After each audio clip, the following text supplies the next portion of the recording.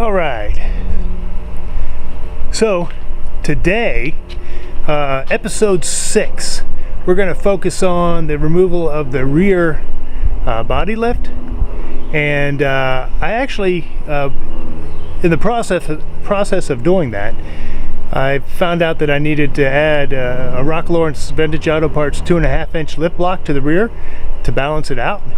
If you look at it, you can see that it looks pretty good. I mean, with the 2.5 inches in the rear and the 4 inches in the front, it looks fairly level, and I like the way it looks right now. We'll have to see how the suspension settles out to see if there's going to be any adjustments to it. But like I said, we had a lot of material, and I thought that it was all going to be put into one video, but doing the body lift removal on the rear actually provided enough video that we can have episode 6 specifically on that. And then the air conditioner refurbishment will be an additional video after this one. So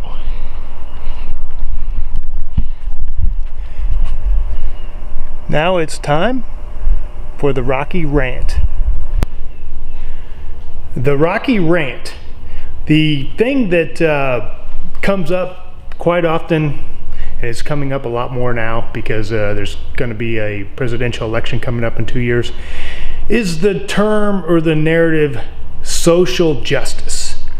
And I try to wrap my head around that, and the more studying I do on it, the more I look into it, the more it hurts my brain.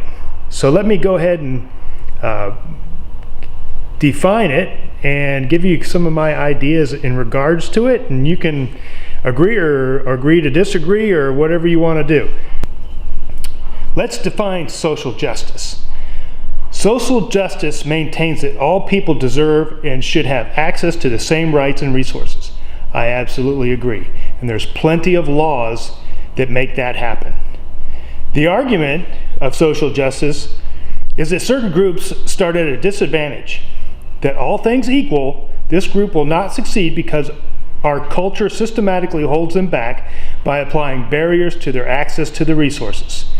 They are victimized by the majority, the odds are stacked against them, the system has targeted them, and the only way to fix this social injustice is to pass laws that provide additional privileges, quotas, incentives to balance the imbalance, oftentimes at the expense of the majority.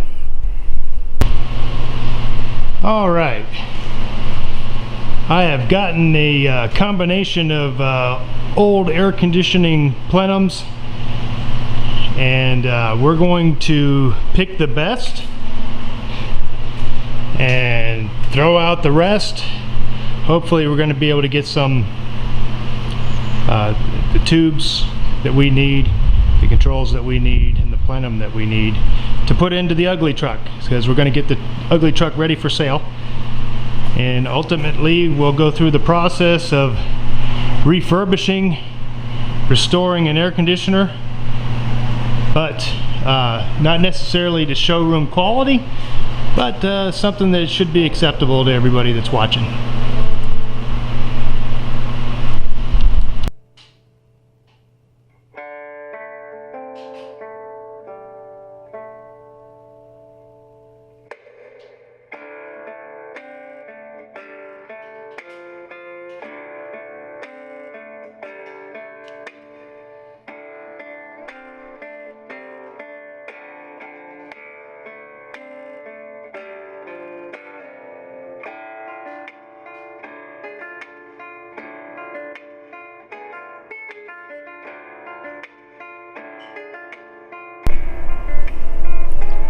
However, there has to be a villain in this narrative because the majority that is suppressing the victims consist of other minority groups smaller than them that are not suffering the same injustice. So the villain of white privilege was created.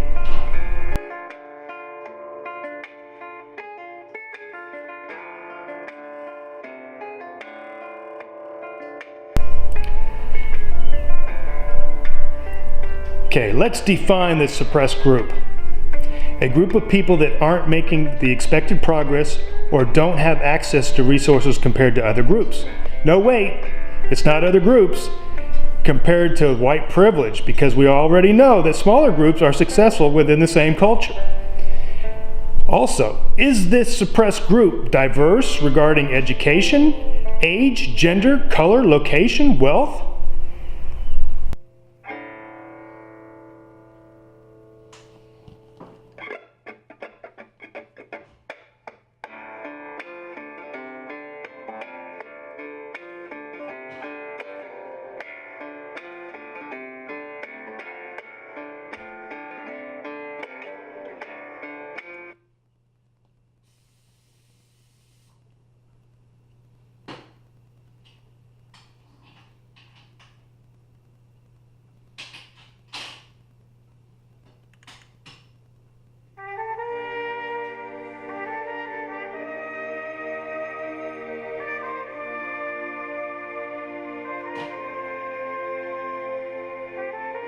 Let's go ahead and take a look at the spacers that we're going to take out.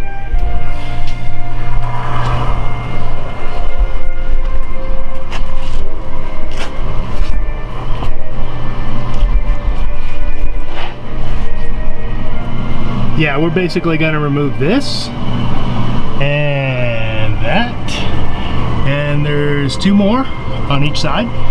So like I said, we're going to, we loosened the bolts on the one side, took the bolts out on this side. We're going to lift up the one side, pull those pucks out, drop it back down, and then do the same thing to the other side.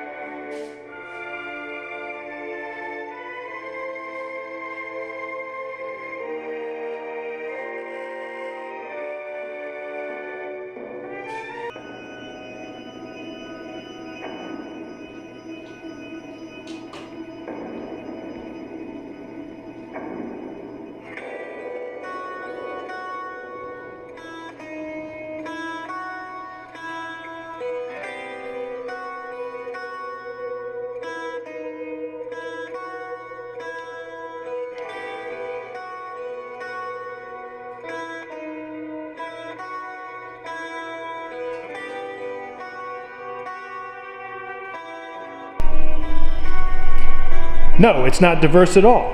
The social class of people that are being suppressed are mostly high school dropouts, have criminal records, not employed, young, male, African American, with low or no steady income.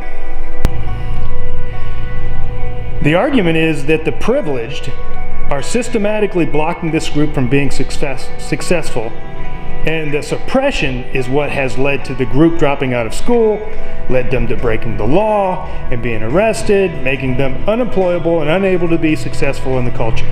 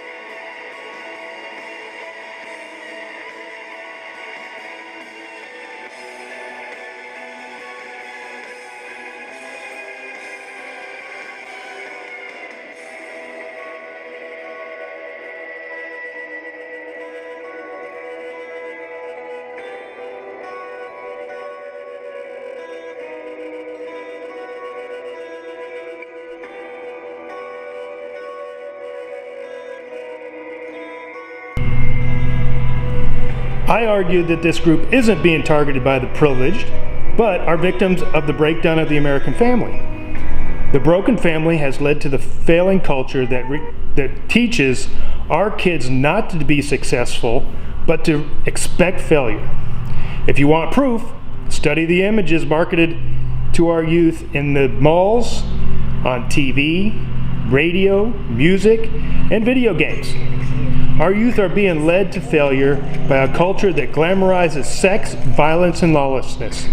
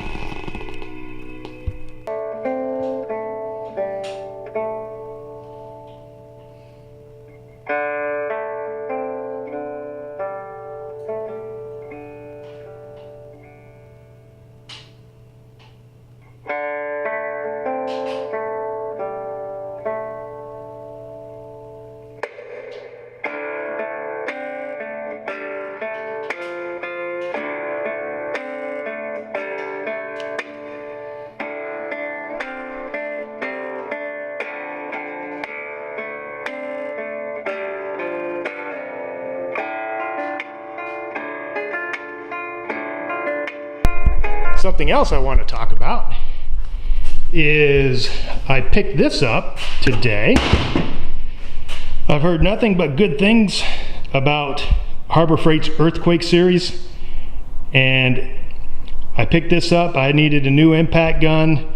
I could have went with air again. However, batteries are so much nicer and they're getting so much better. Soon they're going to take and replace pneumatic tools altogether. So I figured I'd spend an extra $100 on this. I know that the tool will last a couple years under heavy use. The batteries, you know, you're going to go through batteries every 3 months, 6 months, depending on how much you use it. However, for the convenience, I think the batteries are the way to go. So I figured I'd check this out, see how it performs. 1,200 foot-pounds of breakaway torque for loosening. Can't beat that. And I'm one of those guys that if the nut does not want to come off, break it off. Because I'm not looking to restore things. I just want to take things apart. So hopefully this works out. I'll let you know how it performs and whether I'm happy with it or not. as I'm working with it. Okay?